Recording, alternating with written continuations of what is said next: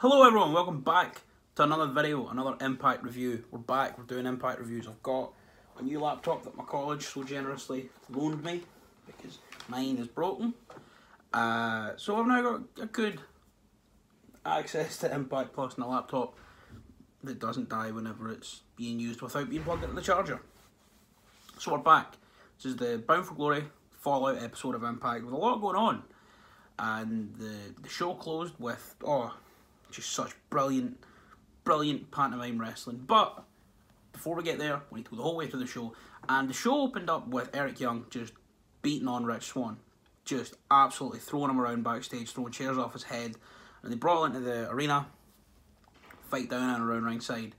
And then Scott D'Amore comes out with a lot of security. Eric Young, the whole time he's beating on Rich Swann, keeps saying, "You did this to yourself, you did this to yourself, I want my rematch, I need my rematch." Scott D'Amore gets in and he goes, "You'll get your rematch, but this isn't how you go about it." But then Rich Swann gets up and he goes, "Nope, give him his rematch now." Rich Swann is in a pair of dress trousers, no shoes, no top, they've fallen off or been pulled off. So Eric Young gets in the ring and the bell rings. And Eric Young starts dominating Rich Swann, but he does come back, hits a few big kicks, so it goes back and forth for about 5 minutes. But Rich Swann is eventually able to pick up the win. And a very underwhelming start to the show for me. I like Rich Swann, and this makes him look stronger and like a bigger babyface, and is helping to cement him in my eyes, at least as a world champ. But just it makes Eric Young look bad, and I'm all for. I don't know. There's something about the sight of seeing him beat Eric Young in a pair of suit trousers without shoes. Just to me doesn't sit right. But it was still fun. They're both brilliant. So it was definitely still fun. But I don't know. I would have rather he beat him in a normal actual match. But hopefully they've got plans for Eric Young next. Whatever he's doing. Kind of still surprised he didn't just have him go on a year-long reign of terror. But it is what it is, and that's how the show opened. Rich Swann retaining his Impact World Heavyweight Championship. And then got a quick little sort of 30-second thing of Nevaeh stood outside of a locker room, and the door opens and out walks Havoc. And there's spooky lights and stuff going on. And Havoc says, "He's back. He's here." And then they both kind of look at each other, and Nevaeh goes, "I've not got a good feeling about this. Wonder who it could be. We'll find out. We'll find out." The next segment then, Havoc and Nevaeh have ran across the Impact Zone to stand outside Scott D'Amore's office with Jordynne Grace, Tenille Dashwood, Caleb with a K, Alicia Edwards, Tasha Steelz, and Keira Hogan. And they're all outside Scott D'Amore's office. They're banging on the door, waiting to find out when the Knockouts Tag Team title tournament's going to start. But Caleb with a K goes, "Hey, I've just checked Twitter, and it's in 3 weeks. So in 3 weeks, we'll have it." So then Nevaeh and Havoc leave, Hogan and Steelz leave, and then Tenille, Alicia, and Grace all kind of look at each other and go, "Nah, I don't really, I don't." I think Alicia was like, "I want a team with both of you. Do you want a team with me?" Nope, they both leave. So then Keira Hogan and Tasha Steelz come back and start making fun of Alicia and like, "Oh, you not got a partner, you've got no friends." And then Jordynne Grace comes back like, "Whoa, wait a minute, no. I'll team with her tonight against you two if it will shut you up." So later on we have a nice Knockouts tag match. I don't know. You put Jordynne Grace in the X Division title match, and I'm not saying she shouldn't also still be wrestling Knockouts, but I feel like putting her in that big pay-per-view match for a men's title, and then immediately next week she's back to trying to get her to put herself into the Knockouts tag team title scene.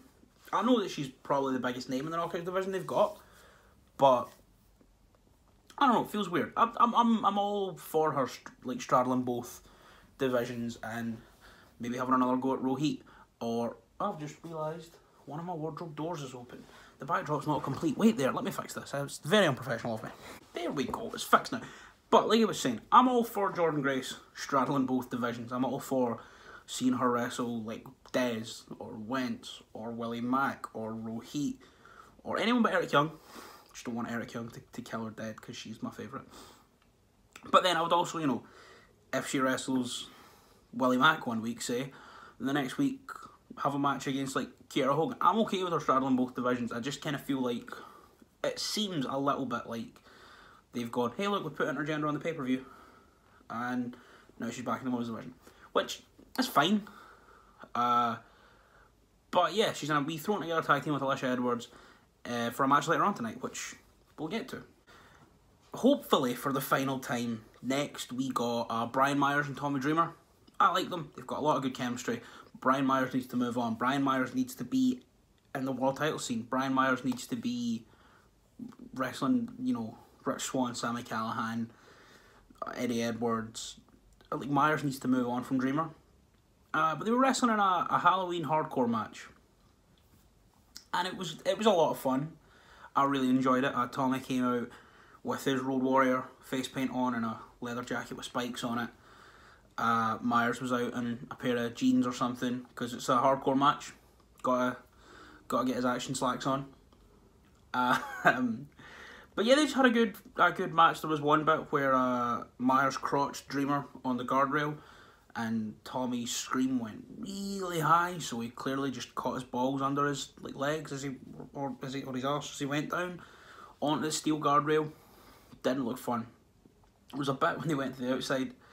Tommy pulled it like a Zimmer frame, like a walker, as the Americans call it, because they can't have a fucking name for anything that's not literal, like fall, because the leaves fall off the ground. Anyway, he pulled it a Zimmer frame from under the ring, and he bashed it off of Myers' back, and then he screamed, "I don't need this, not today," and then immediately struggled to pick up a bin, like a trash can, like really struggled to pick it up, and I was like, okay, I think that's quite funny, and he rolled it into the ring. I kind of had a little laugh at that, and I was like, oh, that's good crack. But they kept fighting. Myers then did take after crotching Tommy on the guardrail, took the advantage and held on it for quite a while. Towards the end then, it was set up, there was a table over in one corner, the little bin that Tommy could hardly pick up, so over here. Tommy goes out and brings in a road sign, which he just smacks Myers with. Oh, in fact, there was one bit where Tommy was on his back, sort of like halfway turned round, and Myers just took a golf swing with a chair, and it looked horrible. But Tommy came back into the ring with a road sign, which he bashed Myers with, and then a big black felt bag, and we know wrestling, but then he reaches in and he pulls out a candy corn, and has one of them, and then he pours it out onto the ground, and it is candy corn and thumbtacks in a bag, just poured out in the middle of the ring, which they both go through, obviously. You don't bring out thumbtacks, both of them went through it. You don't bring out thumbtacks in a Tommy Dreamer match without Tommy Dreamer going through them.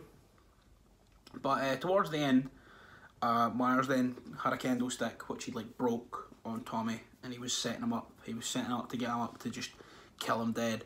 When out from the bin that Tommy could hardly pick up, there's a reason he couldn't pick it up. It's not because he needs a Zimmer frame. It's because Hornswoggle was in it, or sorry, Swoggle was in it, little Dylan Postel. And he walks out with barbecue tongs.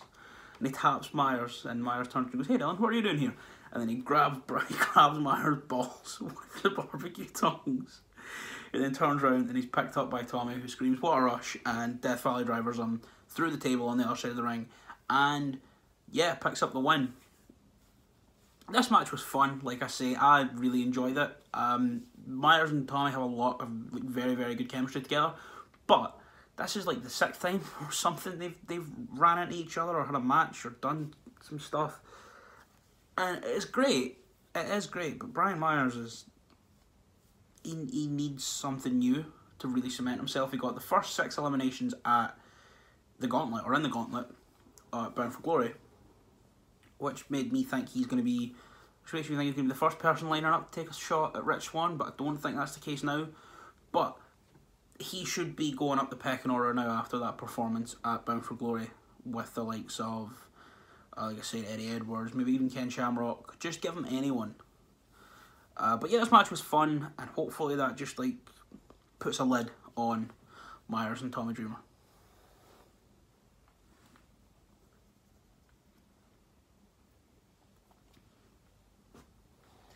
Heath and Rhino are backstage now, and pretty much just declared their intentions to challenge for the tag titles as soon as Heath is healthy, which is brilliant.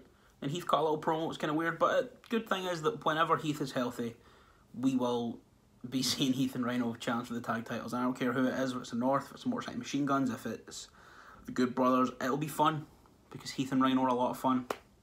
The next segment then was Falaba was walking backstage, and Hernandez and Reno Scum jumped him for the money that he stole.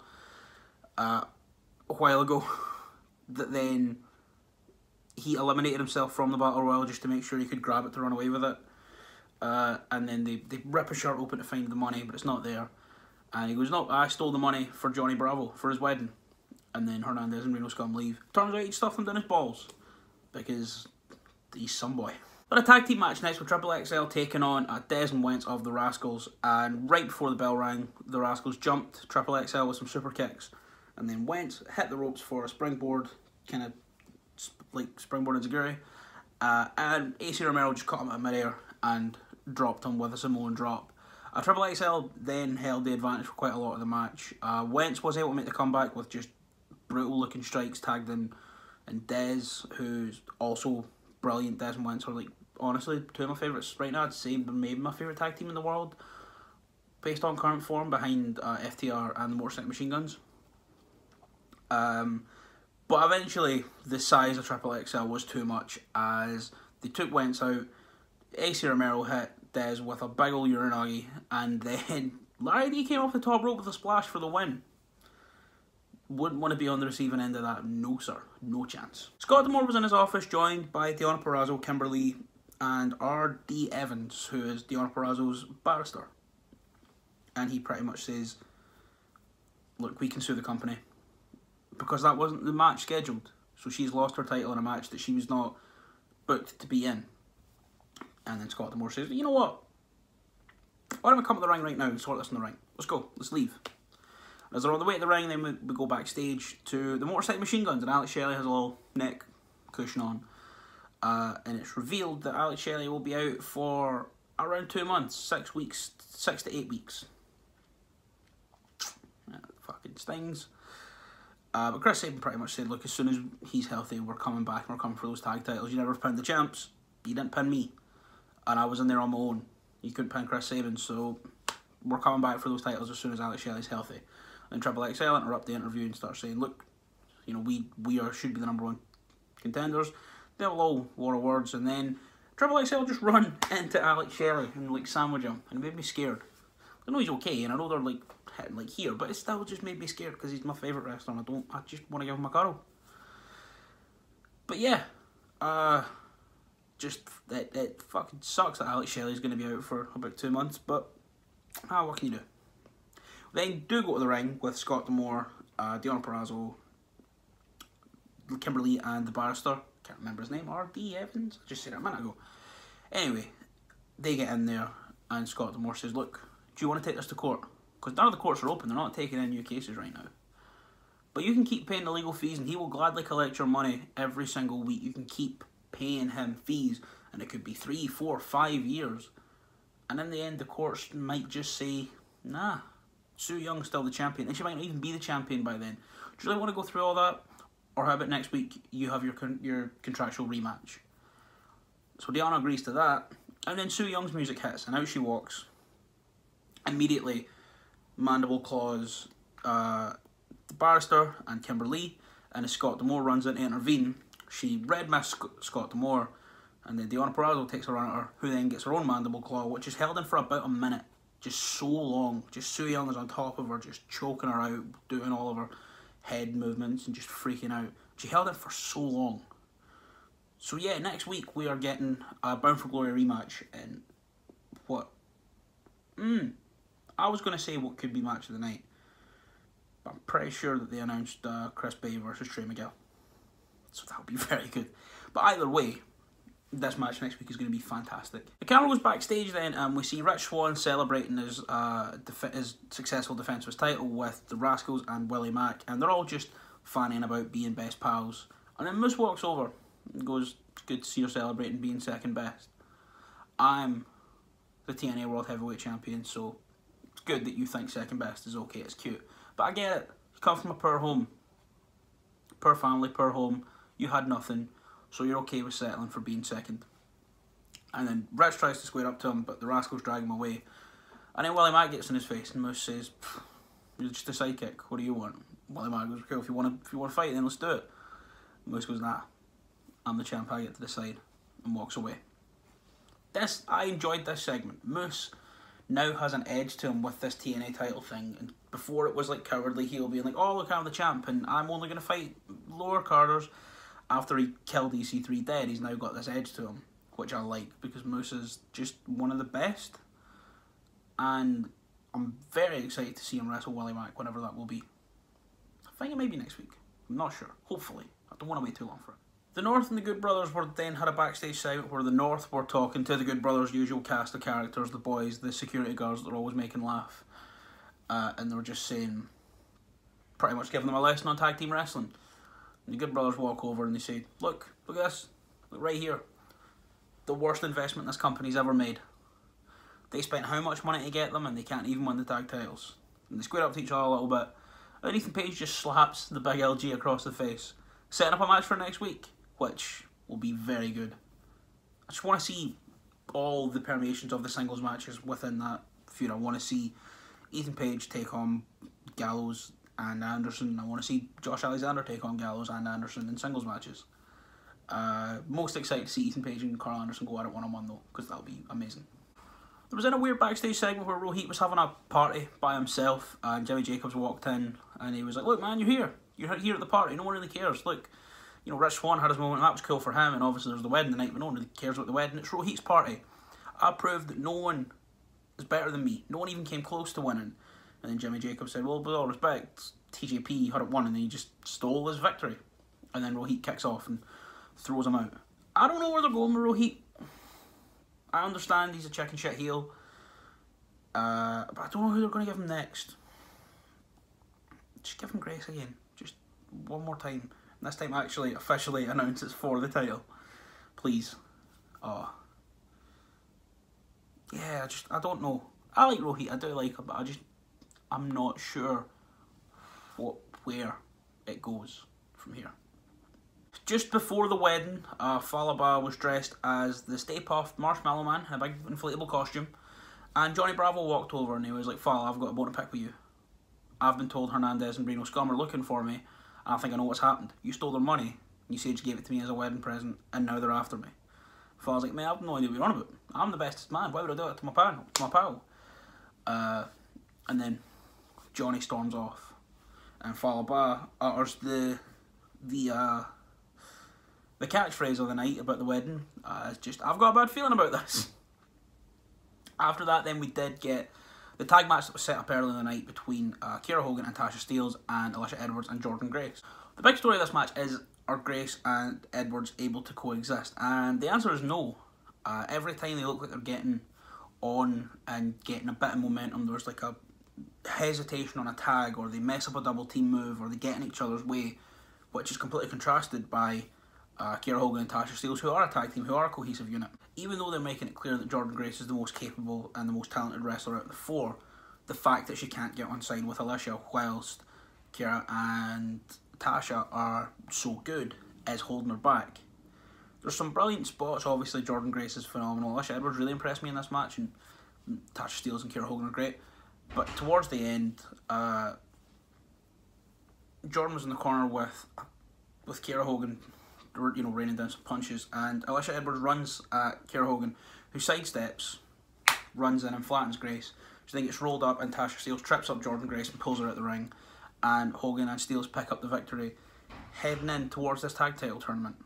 And after the bell, Jordynne Grace and Alicia Edwards exchange some words, so it looks like they will not be a tag team going into the tournament. So hopefully this means we can just put Jordynne Grace back in the X Division.